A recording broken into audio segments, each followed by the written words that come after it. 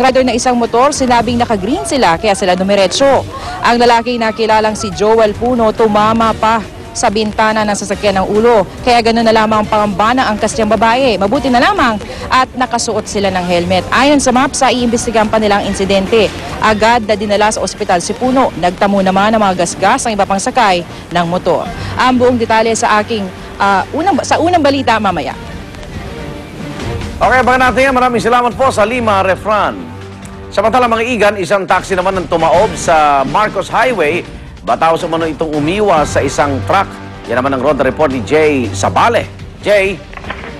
Igan, tumaob or tumagilid ang minamanehong compact car ni Jonata Vicente habang tinatahak niya ang kahabaan ng Marcos Highway, Marikina, Manila bound. Ayon sa initial investigation ng pulisya, mabilis ang takbo ni Vicente na kasabay ang isang truck. Kinabit ni Vicente ang kanyang sasakyan sa kaliwa para makaliw sa truck nang makita niya ang barrier na ginagamit sa U-turn sa di kalayuan. Inilagan niya rin ito dahilan para mawalan siya ng kontrol.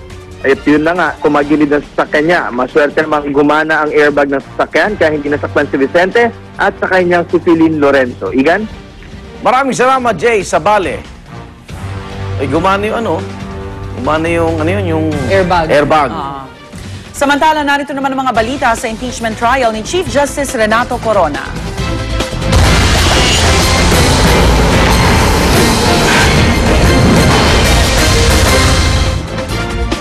Muli pong tinalakay ng impeachment court kahapon ang tungkol sa idineklarang Statement of Assets, Liabilities and Net Worth o SALE ni Chief Justice Renato Corona.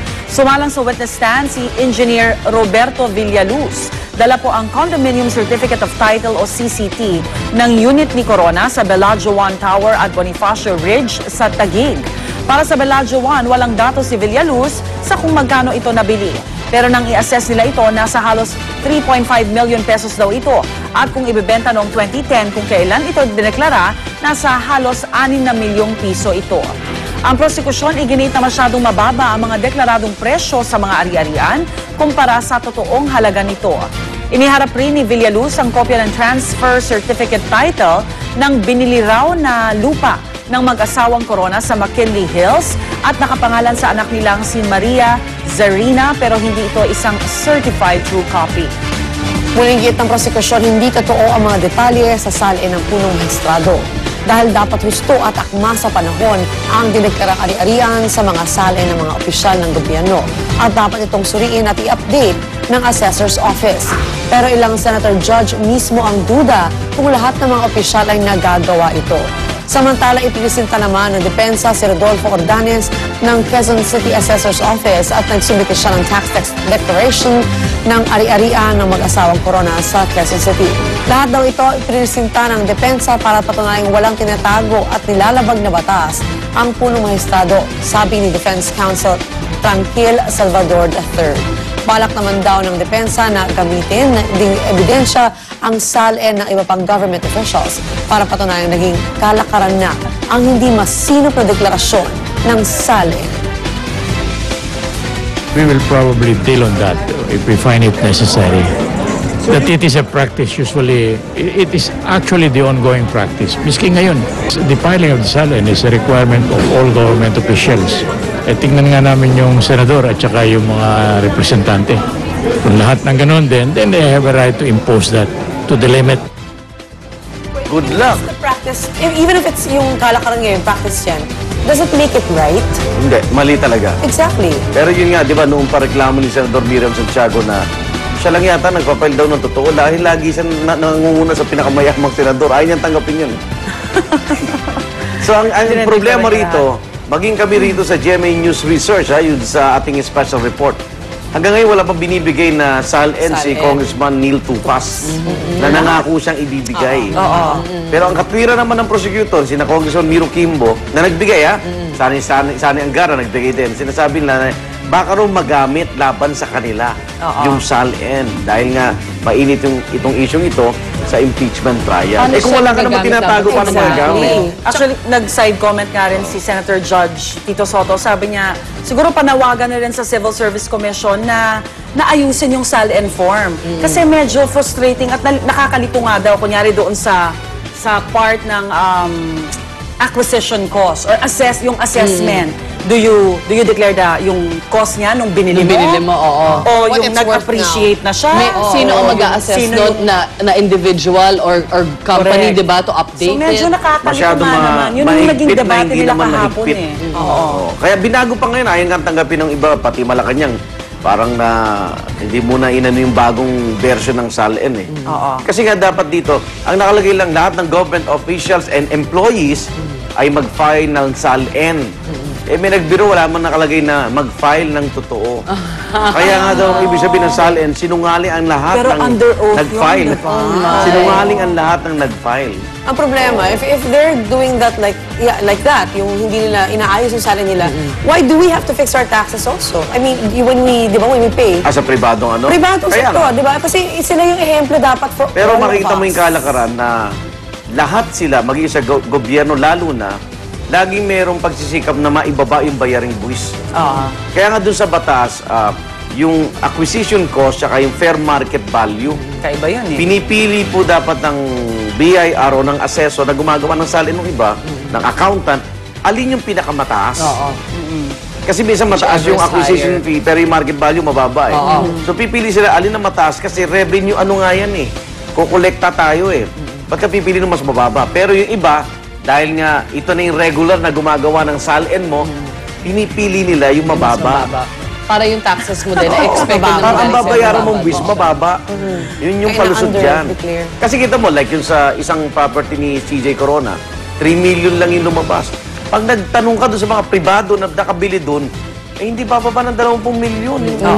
Lalo na yung unit niya doon sa isang condominium, eh, nasa taas.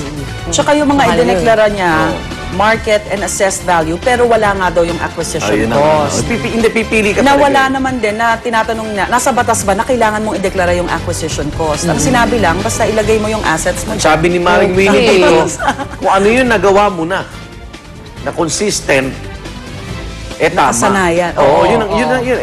Kasi pag pabago-bago ka, ibig sabihin, nagpapalusot ka. Yung ganun ba, may nag-audit every so often, meron. Meron. Kaya nga sinasabit Kasi nila. otherwise, may ibang time din na hindi mo alam kung tama ba o mali, di ba? Oo, Otherwise, yes. until may tao magsabi na actually mali tong ganitong gawain. Okay, speaking of CJ Corona, ito po, muli nagpasaring siya kay Pangulong Noynoy Aquino sa kanyang talumpati kahapon. At ito'y sa harap ng Asosasyon ng mga Babaeng West ng bansa. Sinabi ni Corona na tila papunta na raw tayo sa isang one-man rule ang pamumuno ng Pangulo. Nais daw nitong pusasan o igapos ang kasarinlan ng hudikatura. Recent events point out that our nation is now in great peril of teetering towards a one-man rule, where executive action aims to shield or to shackle judicial independence. Muli naman sinabi ni Corona na mahalaga ang pagiging malaya ng hudikatura mula sa anumang presyo ng ilang sektor.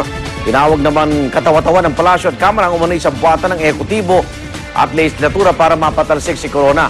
Giyit ni Presidential Spokesperson Edwin Lacerda, mas maayos daw ngayon ang demokrasya ng bansa kaysa noong nakaraang administrasyon. Eh, hindi naman nila tinanggi yung sinasabi ni Congressman Toby Chango eh. Pag hindi kayo pumirma, hindi kayo Pork barrel. Pag hindi kayo, di ba yung pag-release, oh. Pero dito, kung ang akusasyon ni Chief Justice Corona kay Pangulong Noy, one-man rule, yun din naman ang akusasyon sa kanya eh. Na nai-influensyahan niya yung mga desisyon daw sa Supreme Court. Pero Chief, Everybody wants to rule the world, ah. Kaya lang ang Here's nasasakdal your ang pagkakaiba si CJ Corona na kailangan niya magpaliwanag. Si Pangulong Noy, hindi naman siya nai-impeach Kagagaling pa. ba? Mabinat, wag. Kagagaling lang. Sa isang misteryoso. We're glad you're okay na, di ba? At isang video naman ang in-upload sa YouTube ng isang dayuhang naninirahan dito sa Pilipinas ang naging usap-usapan nito mga nagdaang araw. Dinetalye niya sa naturang video ang kanyang dahilan kung bakit ayaw niya raw sa ating bansa. 20 rason ang ibinigay niya, kabilang na ang mga kalat sa kalsada, walang disiplinang driver at pati mga comfort room na walang tissue paper at tubig. Halo-halo ang naging reaksyon ng mga nakapanood nito, pero ang Department of Tourism at Palasyo hindi naman daw nababahala. Ayon kay Presidential Spokesperson Edwin Lacerda, hindi naman daw kasi mapipigilan ang sino man na sabihin ang gusto nilang sabihin. Para naman kay DOT Assistant Secretary Benito Bengzon, kung nakita raw ang banyagang ito ng 20 rason kung anong ayaw niya sa bansa. Kaya naman daw nila nga magbigay ng 20 higit pa.